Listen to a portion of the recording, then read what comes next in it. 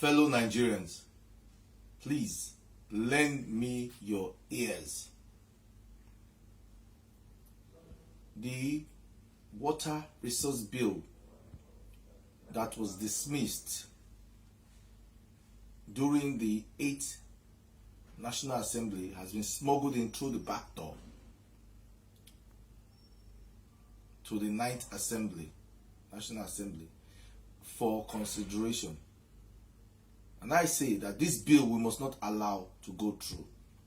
The reasons for this is that this bill, if it succeeds, means that the federal government will become the owner of your waterways, your stream, your rivers, the water underneath your legs. That is to say that if you want to dig a well at your backyard, or sink a borehole, or you need water to irrigate your farms from your streams or river, you must have to take permission and or license from the federal government and pay for it. It means you have to go to Abuja and get a license for it. Now, I say that this will amount to our losing our God's gift water, which is our inheritance that God has given to our ancestors, which they guided and handed over to us. It will be a betrayal on our ancestors that we allow this water to be taken over by the federal government, who, in the same light, took over the oil and gas of the Niger Delta, and at the end of the day, deprived the people of the Niger Delta of their inheritance. Today, what do we have? We only have people of the northern oligarchy that owns all the oil well. Today, we will have people of the northern oligarchy that manage the Nigerian oil and gas that belongs to the people of Niger Delta. They manage it.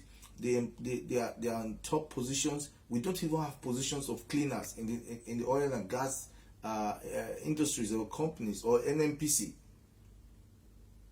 Today, our children are unemployed.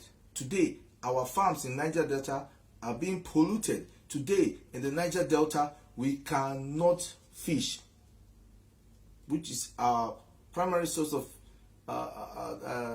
any income of living for sustenance. Let us not make the mistake with our waters, because if we do that, we would have been betraying our ancestors, we will betray our unborn generation and our children now. It is for us to fight. And how do we fight against this? We have to talk to our legislatures, talk to our lawmakers at the National Assembly, both at the House of Representatives and the Senate. Let us tell them that we don't want this bill. Let us let them know that we are the ones that put them there, and they must do what we want them to do, not what they want to do. We must let them know that they should not take any bribe or gratification or favors because they want to please a certain group of people or because they are protecting their interests. They must do what the people want them to do. Let us let them know that if they fail to ensure that this bill does not go through, that we will not vote for them now and in the future, and that their political career is finished. Let us let them know that if this bill succeeds, that we will declare them traitors and persona non grata. Let us let them know that if this bill goes through, that we're going to cost them, and that cost is going to follow their children and children. Let us let them know that if this bill goes through, that they should not bother to come back home because we will make life unbearable for them. Fellow Nigerians, let us ask our members, people representing us in National Assembly, to ask their counterpart in the north, what has happened to the gold? What has happened to the copper? What has happened to all the natural resources? More than 50 that is buried in the north.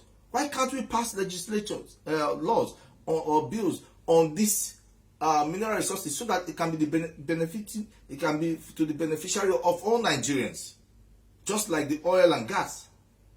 Fellow Nigerians, we must resist this water resource bill because it is not only satanic, but it is an act of banditry by the northern oligarchy.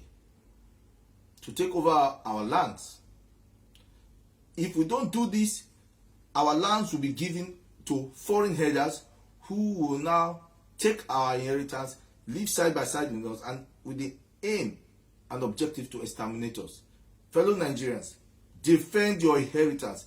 Say no to water resource bill. We don't want it.